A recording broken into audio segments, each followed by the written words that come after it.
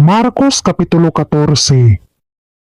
Karon sa human ang duha ka adlaw, mao ang pangilin sa Pasko ug sa tinapay nga walay lebadura, ug ang mga punuan sa mga saserdote ug ang mga iskriba na nagpangitag paagi kung unsaon ang pagdakop kaniya sa limbong ug pagpatay kaniya.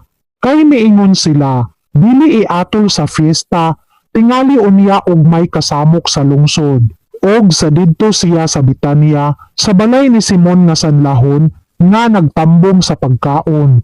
Miabot ang usa ka babayi nga may usa ka tibod-tibod nga alabastro nga mahumot sa nardo nga ulay, nga dako og bili.